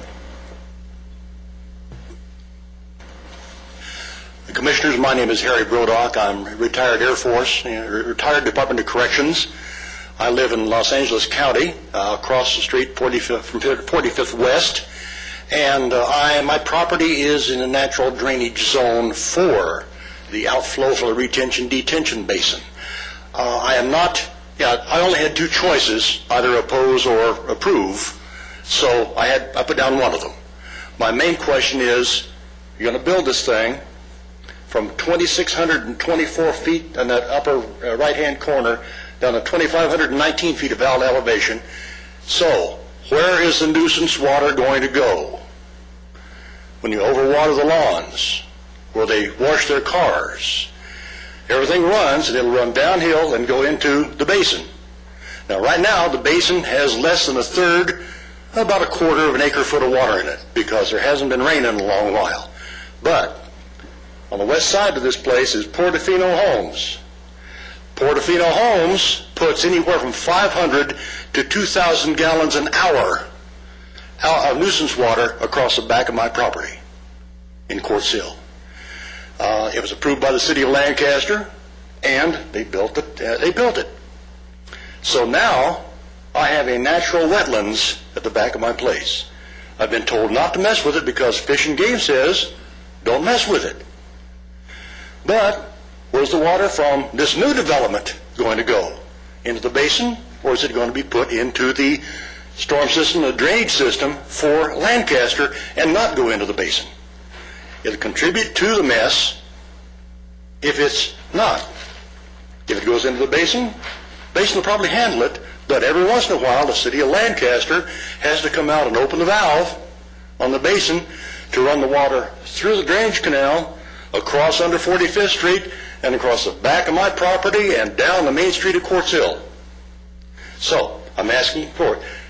Do we know where that water is going to go? The nuisance water? Or is it going to be handled properly by the builder? Thank you, sir.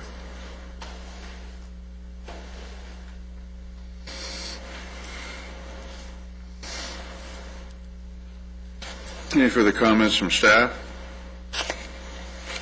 None? In response to the question of where the water will go, it will go into the M2 basin. It will not be directed into the downstream storm drain. It will be directed into the basin. The storm drain is used as an outlet to the basin when it fills up and when it then overflows into there, and we'll go down that natural drainage course during the storm. Nuisance water from this project will not fill up the basin and will not drain out of the basin. It will be storm water that will come out of there. Okay. Thank you. When I visited the site, I noticed a considerable amount of, well, I call it construction debris and possibly desert dumping. Others may call it stockpiling construction material or soil. I don't know what it is. Anyway, and there's also some temp fence up in partially fencing the property, which isn't a requirement of any regulation that I'm aware of, but do we have any requirement in our city about stockpiling and construction debris and that sort of stuff? I think your characterization of it as desert dumping of construction debris is the most accurate. it is a site that tends to attract that and has for many years. I know when the developer Portofino was there, they cleaned that up on more than one occasion, hauled it off, and it tends to reappear. Just basically as desert dumping. Down on the project site, down in the southwest corner, seems to be a considerable amount of concrete, broken concrete, and a considerable amount. I mean, more than an end-dump load, that's for sure. Like a lot of end-dump loads, maybe. Well, those piles tend to grow. People see it as a location and think they can add to the pile. It'll be part of the process of grading this site. They will have to dispose of that. But in probably the more than interim, one time. Just the way it is, huh? We can refer it to code enforcement and they can investigate it, but I'm not sure where that goes. I'm not real clear on that process. Okay, thank you.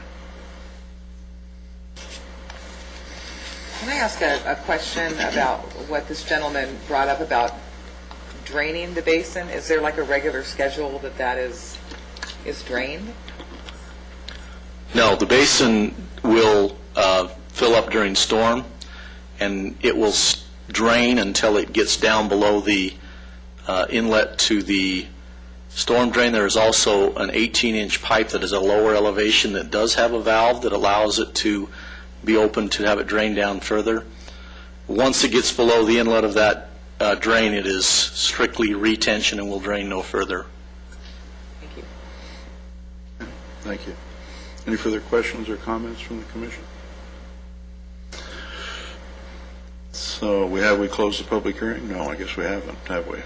So it's appropriate to close the public hearing and consider the staff recommendation to adopt resolution number 08-15 approving tentative tract map number 69356. I have a motion. I move that to... Mr. Molly, thank you. A second? Mr. Jacobs, thank you. So it's been moved and seconded. Any further discussion?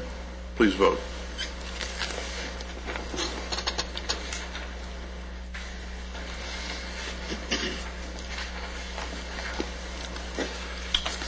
Motion passes 5-0. Thank you.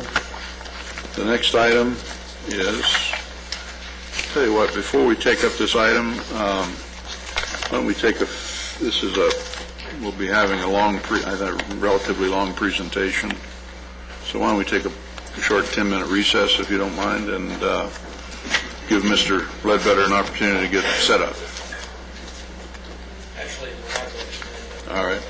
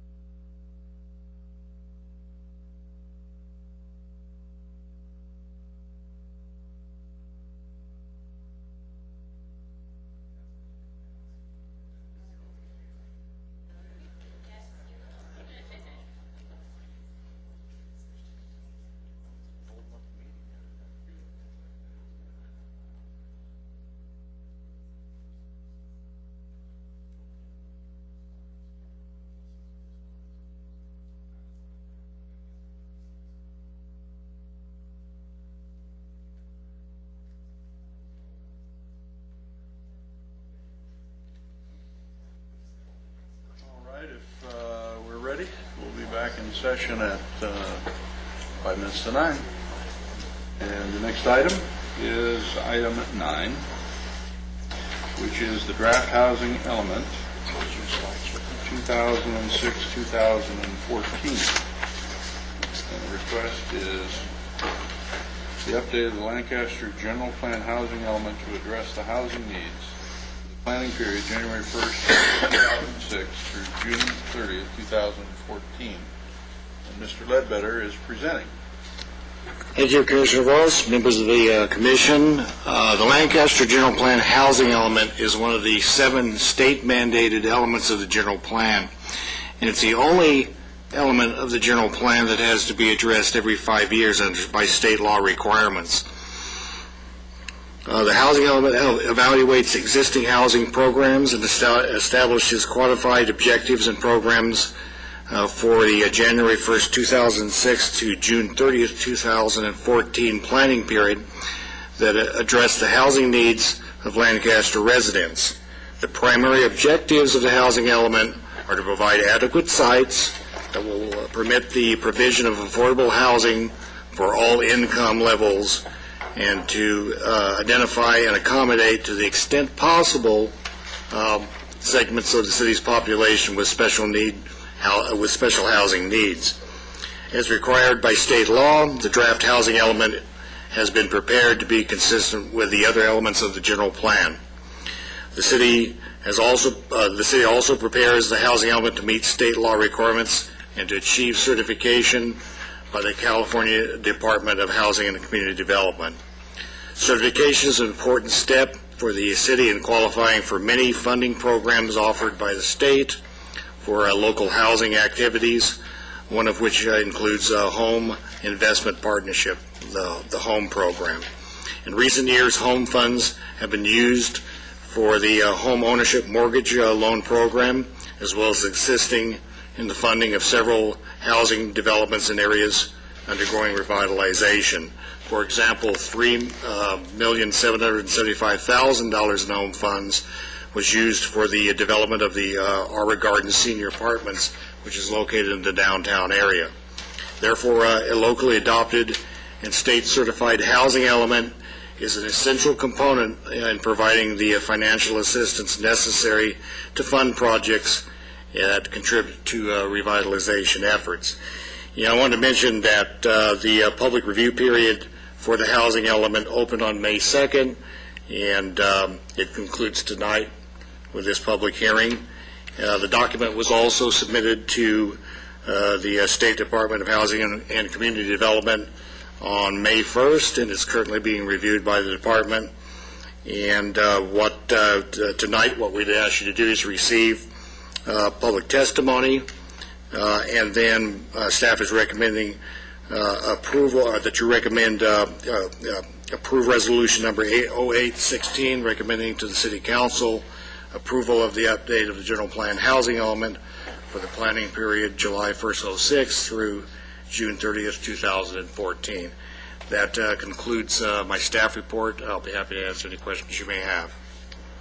Thank you, Mr. Ledbetter. Do we have speaker cards? None have been turned in, Mr. Chairman. You might poll the audience and see if anyone wishes to speak on it. My. Well, we do have some comment letters. One from Stantec, that'd be correct.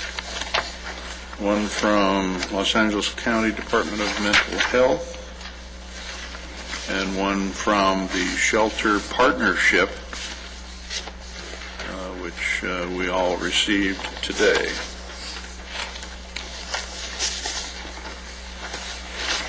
Okay. So is there anyone in the audience wishing to speak on this matter as we open the public hearing? Going once, going twice. And I will close the public hearing and ask the Commission if they have comments to make regarding the housing element before us.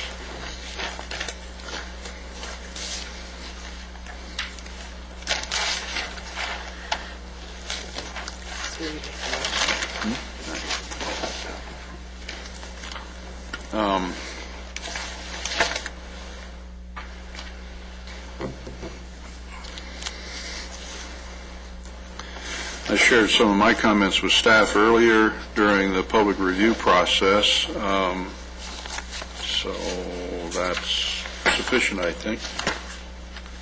I don't need to restate them. So do we have a motion to adopt? I will move that we approve the resolution number 0816, recommending to the City Council approval of an update of the general plan housing element. Could I make a comment? Thank you, Ms. Haycock. Yeah, let's get a second. Oh, second. And thank you.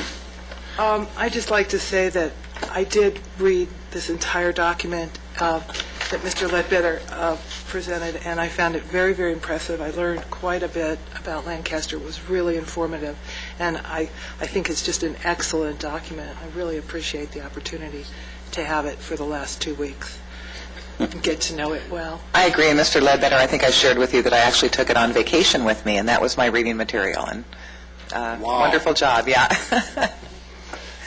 I am a little worried, though, Mr. Ledbetter. Your name tag is missing from in front of your seat.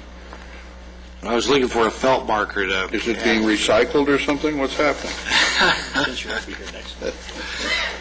That was wonderful information in the document. It's very thorough and clearly identifies the housing needs of the community and certainly identifying those less fortunate in need of housing, and how the city plans on meeting those requirements, and the Planning Commission's role, as well as the City Council and other agencies within the community. So, if I could make just one right ahead. comment. Chairman, I wanted to recognize my assistant planner, Chun-Ing, who was instrumental in preparing this document. In fact, I'd love to take the credit, but without him, this would have been a very, very, very difficult a program to accomplish, and he's done an outstanding job in working and preparing this document. I just wanted to recognize his work on this. Very good. Thank you. Very good. Okay, anything further before we vote? Could I speak? Go right ahead. It's my understanding that the City of Palmdale has decided to fight their housing element. They're actually suing. There's a lawsuit in progress, and they've banded together with Victorville and some other cities. They're actually even apparently planning to try to become a separate entity that makes these decisions. And I just wanted to say that. Also, in really looking this over, as I said, I did a lot of thinking about all the people who constantly say to me, why do they keep building houses when there's so many empty ones? And I just, as just a little exercise, if we had approved all the renewals that we were presented with this evening, we would have approved over 2,200 houses. And then in the downtown city plan, there's another 3,200 houses, which gives us a total of 5,500 houses that we might be approving, or living structures that we might be approving tonight without even thinking about it. And we're only being asked by 2014 to build 12,000 living units. So I don't think that that's really onerous for us. Very good. Thank you, Ms. Haycock. Any further comments before we vote? Shall we vote, please?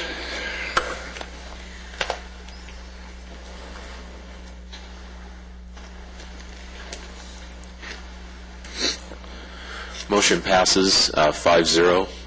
Just as a little bit of clarification, we are expecting, as Mr. Ledbetter indicated, comments back from State HCD in regards to their review of the draft element sometime after the end of June. If those changes require substantial modifications to this draft housing element, you may see this again in front of you to incorporate those changes. Very good. Thank you. And the next item is new business. Under new business, we have the Downtown Lancaster Draft Specific Plan and Draft Environmental Impact Report.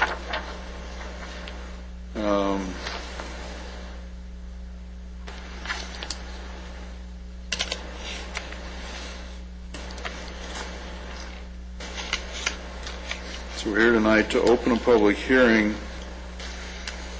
for the 45-day review period, which began May 30th, 2008, and will end July 14th, 2008.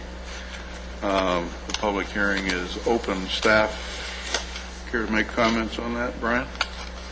Thank you, Mr. Chairman. Just briefly, this is, as you indicated, the environmental document for the draft downtown-specific plan. Really, at this point in the process, we are inviting from the public any oral or written comments that they would like to make regarding the adequacy of that draft EIR. The actual review of the draft-specific plan can also be done by the public. I'd like to note for the record that is available via the city's website. They can download that and look at it. I think that it would be worthwhile for anyone who's interested in the future of the downtown area to take a look at that document. We feel that its form-based code as proposed and the work that went into it from various community members over the last couple of years will ultimately result in some very good things for our downtown. Very good, thank you. We have no speakers identified. Since this is a public hearing, anyone can speak on this matter. It is an environmental document that we will be happy to take your testimony if anybody has any. Hearing none, we'll close the public hearing. And commissioners, do you have any comments you want to make before we? I hate to be making all the comments here.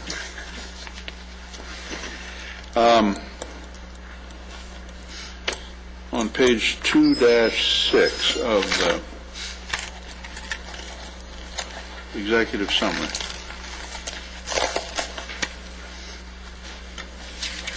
on 2-5, you talk about a project with 4-lane Lancaster Boulevard, and then on 2-6, you talk about an alternate with a 2-lane Lancaster Boulevard.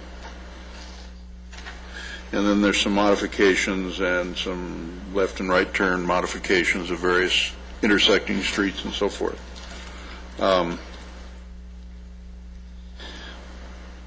So, if you're looking for comments, I see the justification for the 2-lane Lancaster Boulevard. It suggests that some folks maybe take a look at other communities in Southern California where they've done such a thing, and how it tends to back traffic up in the downtown shopping area and impacts the parking, and Burbank comes to mind. And the issue as it relates to potential hot spots where vehicles will sit for a long period of time and idle and burn fuel and create hot spots. So if I had my druthers, which I may, I think the 4-lane is probably more appropriate, but there's certainly benefit to 2-lane with bike lanes and more pedestrian access as well. So I just think it ought to be talked about.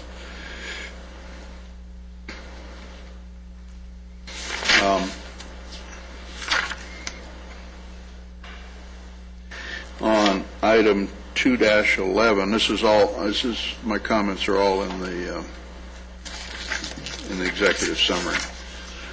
AQ-4, I would suggest that you add the designation that the project liaison phone number be available 24/7.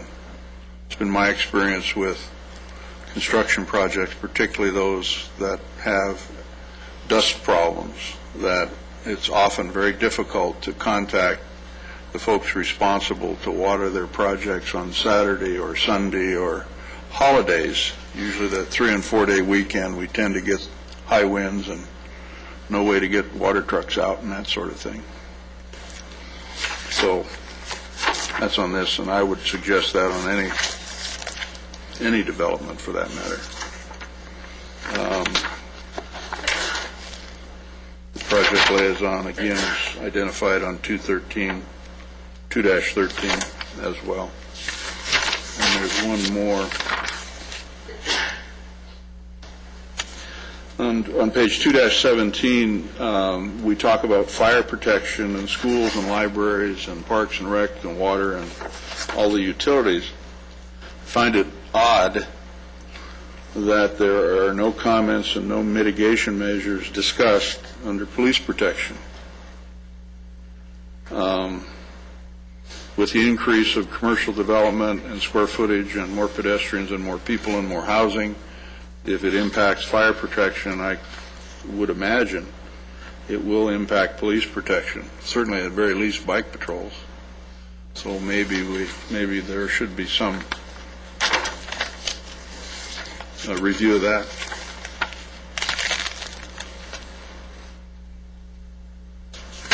And that's all I have.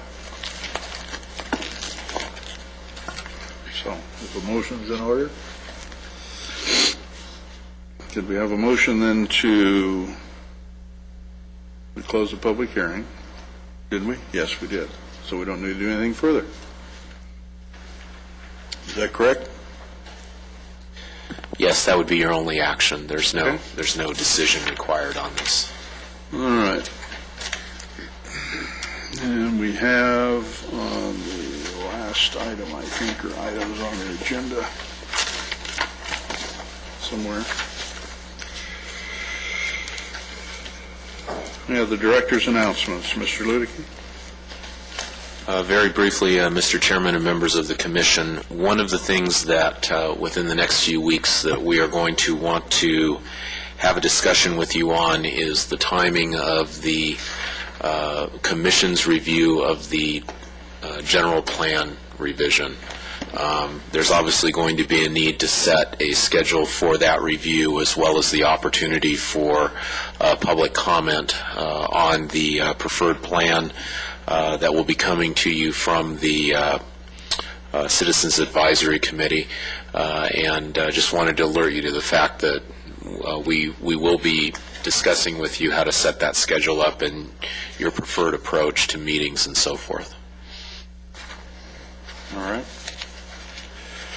So are you going to give us proposed agendas? Are you suggesting possibly that we would have more than the regular Planning Commission hearing process? Would we have other venues possibly? I think, I'm not sure about other venues, but I think that given the amount of material that you will need to go through and the opportunity for the public to comment, you may wish to consider special meetings or some other avenue of that type where that's the only issue on your agenda, as opposed to a regular meeting that may take a little bit more time. So well, we did fairly well tonight. Yeah, I think you did very well, yes. In timing, anyway. All right. Thank you, sir.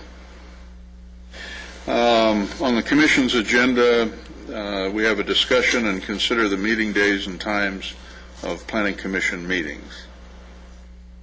That's an agenda item. Do we have any speakers on that? No, I don't have any cards. That sounds like a discussion with you and your fellow commissioners. Right, thank you.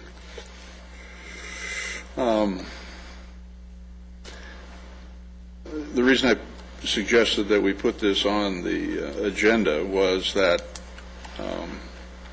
the previous commission had set the days and times of the meeting, which is in the purview of the commission. I just wanted to put it on the agenda so we would all have the opportunity to comment on it, at least introduce it, and I would suggest that if we have a discussion, we have it. If not, we continue it to the next meeting where all 7 commissioners then can discuss it. The last thing I'd want to do is either change what we have that impacts the availability of commissioners to attend and be timely in what we do, as well for this regular meeting as well as for the agenda review meeting, which takes place at 5:30 on Monday prior to this. So that's the reason I put it on the agenda. So I don't know what your pleasure is, or if you've even thought about it, or anything. I would suggest that we do wait until everyone is seated, because I I would hate for us to be making decisions on behalf of Mr. Irvin and Mr. Berkey. I would agree, certainly. So, Mr. Jacobs? No, I would also like to hear from the director and their staff on what they would prefer and what would be good for them. 3 o'clock? Noon. Well, I think you obviously have to balance that against the public's desire to be a part of the process. You know, in the years that I've been here, the Planning Commission has met on various nights, and its schedule as far as its study session has varied depending largely upon the availability of the various members. At one time, those meetings were held at 7:30 or 7 o'clock on Friday mornings. There were commissioners subsequent to that didn't find that particularly useful.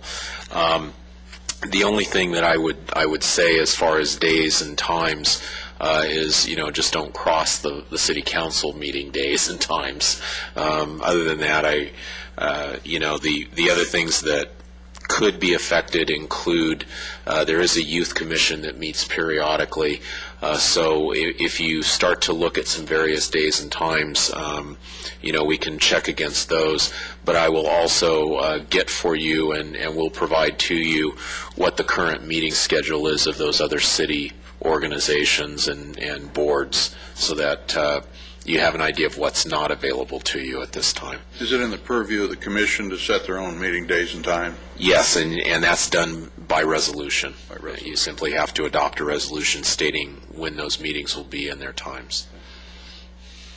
Yeah, I would agree that we wouldn't want, everyone has different obligations, and some have other public meetings that they're obliged to attend on different days and different times, and I mean, we all work for somebody, so I mean, we all have responsibilities. So I think it's worth a discussion, and you know, I would agree, though, that we should, if we're going to take up any changes or any modification, or at least any discussion, that we continue to the next meeting. So if everyone agrees, we'll do that and move on. So, the last two items, is public business from the floor. If we're on any non-agenda item, this portion of the agenda allows for an individual the opportunity to address the commission on any subject regarding city business. Under state legislation, no action can be taken on non-agenda items. Members of the public should be aware of that when addressing the commission regarding items not specifically referenced on the agenda. So do we have any speakers, Mr. Ludicky? I have no speakers cards, Mr. Chairman. Okay. Last chance. All right, then we stand adjourned. This meeting to Monday, July 14th at 5:30 p.m. in the large planning conference room, Lancaster City Hall. And thank you all. Congratulations to all of you. Did good.